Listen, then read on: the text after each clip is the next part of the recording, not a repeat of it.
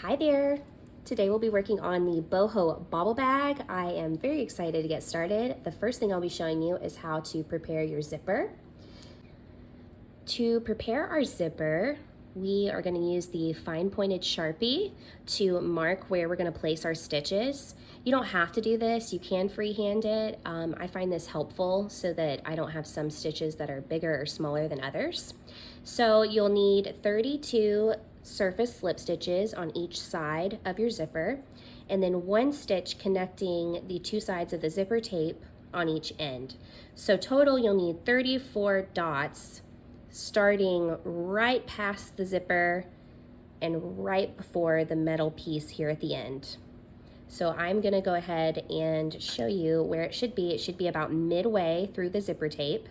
So right here, right past this metal piece in the middle of the zipper tape, and then I will go across and try to space them out as evenly as I can. I'll go ahead and do that and meet you back. All right, I've got my zipper prepped here, and now the first thing that I'm going to do is take my metal crochet hook and I'm going to push it through this first dot through the zipper tape. It should go through relatively easily, and then take my crochet thread and make a loop. Give yourself a little bit of a tail to weave in later. Place it on my hook and pull up a loop. Now I'm going to pull through my tail, and I'm going to tie a knot to secure this embroidery thread so it is not going to come out or move around.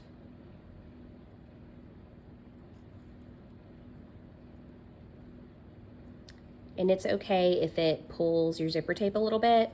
The important thing is that this is not going to move.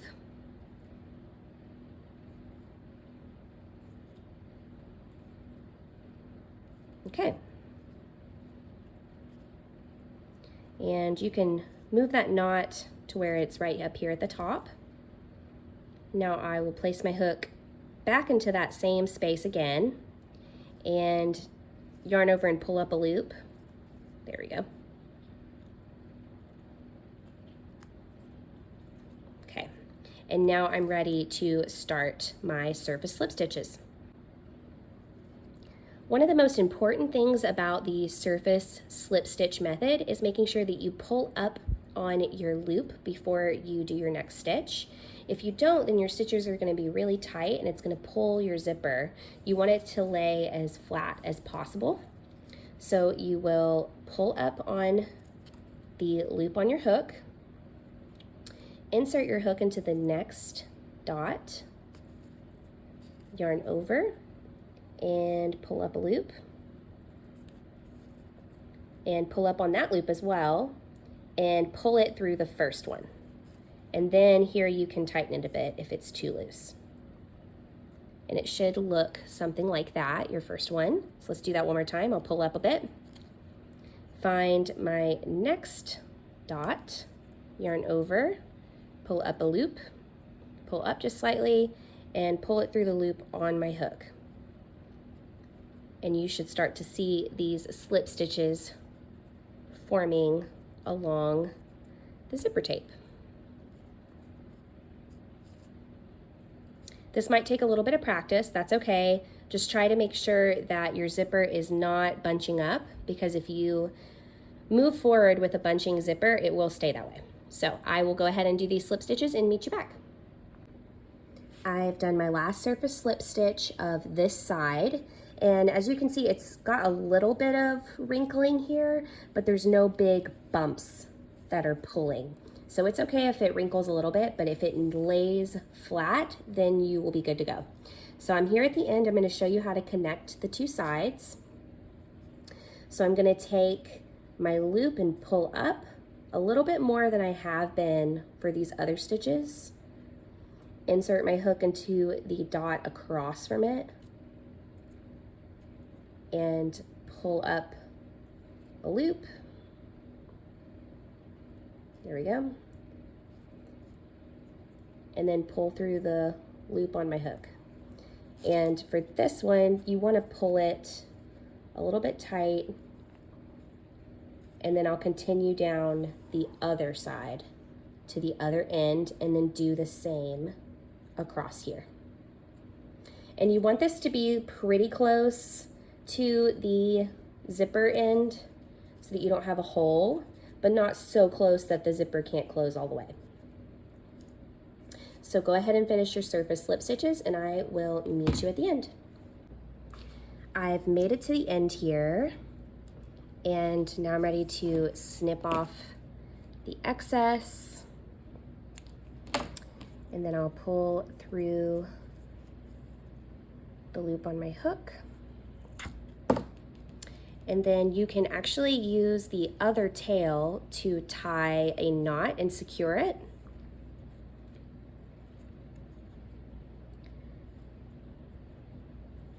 Because this crochet thread is quite slippery, we will use knots to make sure that it doesn't move. Okay, and then you can take a sewing needle and weave these ends in. I like to do just like a couple of stitches here in the zipper tape, just to make sure that it's not going to go anywhere. You can even do it down here where it's not going to be seen in these little tails. But I've got 32 surface slip stitches on each side and then 1 on each end. And now my zipper is prepared for the next step. Before we transition to using the Lazy Days yarn on our zipper, you're going to do a gauge swatch, and the gauge swatch is to double check that you're using the correct size hook for you. If you tend to have tighter stitches, you may need to size up your hook, and if you tend to have looser stitches, you may need to size down. So start with a 4.5 millimeter, chain 32, and this swatch is done in the round, so we are going to slip stitch the ends of our chain together, chain 1, which will count as a stitch, so I'm going to place a stitch marker, and then a single crochet in each chain around for a total of 32 stitches. I'll work in continuous rounds, which means I won't join these, and then I will need to do 18 rounds total. Once my gauge is completed, I will take a tape measure, and what I'm looking for is that it's 4 inches wide and 4 inches tall. If it's smaller than 4 inches, you'll need to size up your hook, and if it's larger than 4 inches, you'll want to size down your hook.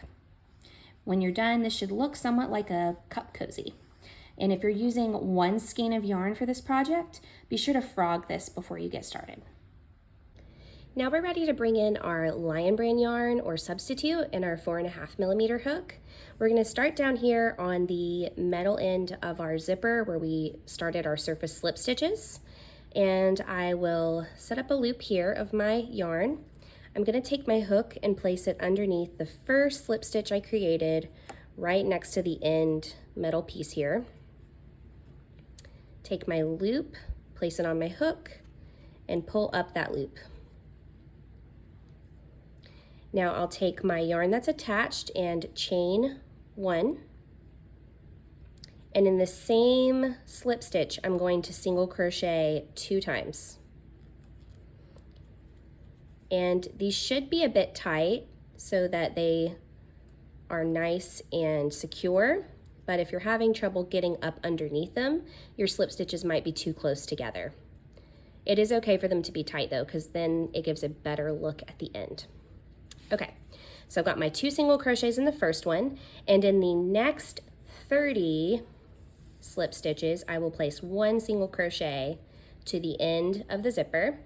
And when I get to this corner, I'll place an increase, 1 single crochet, increase, and then 30 single crochets up this side, increase, 1 single crochet, and then I've already done my first increase here in this stitch, and that will complete round 1. So go ahead and do your round 1, and I will meet you at the end here. At the end of round 1, your zipper should look like this. I've finished at the end of my zipper, I've got my 2 single crochets I started with here and my last single crochet here in the slip stitch connecting the ends. And now I'm ready to start round 2.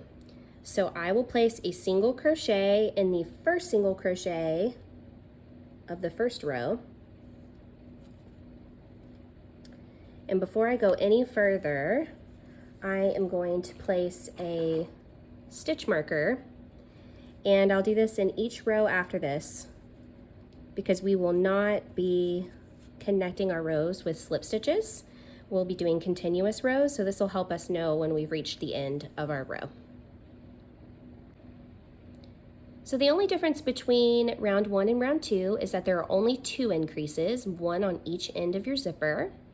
And then after that, we won't have any more increases. We will be doing rows of single crochet and then the rows of bobbles. So follow your pattern. And when you get to the bottom of your pouch, I will show you how to do the invisible seam. If you're not familiar with a bobble stitch or you need a quick refresher, then stick around. If you are comfortable with bobbles, you can skip ahead. For a bobble stitch, you will yarn over, insert your hook into the stitch, yarn over, pull up a loop, 3 loops on your hook, yarn over, pull through 2 like you would a double crochet, 2 loops on your hook, but you're going to keep going. Yarn over, insert into the same stitch, yarn over, pull up a loop, 4 loops on my hook, yarn over, pull through just 2. Now I have 3 loops on my hook, and I'll continue to do this for a total of 5 times until I have just 6 loops on my hook.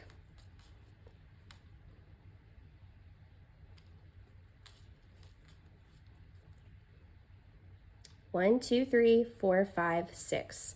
And I'll yarn over one more time and pull through all 6 loops on the hook.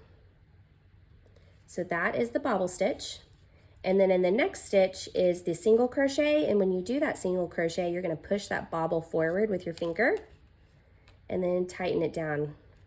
And you'll see it sticks out nice and pronounced. I have just finished row 29, so the 5th row of single crochet, and now I'm ready to do my invisible seam at the bottom of the bag. So to do this, I'm going to remove my hook, and I need to turn my bag inside out. So to do that, I'll unzip the bag, and it's really important that you unzip it, otherwise after you do your seam, you won't be able to flip it back. And then I'm going to turn my bag inside out.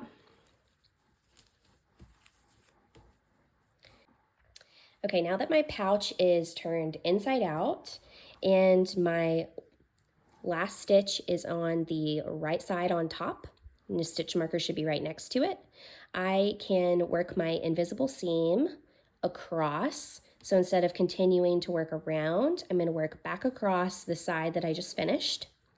So the first thing I'll do is single crochet in the stitch I just did, and then I will do a slip stitch in the stitch right across from it, which for this first one is going to be right next to it where your stitch marker is.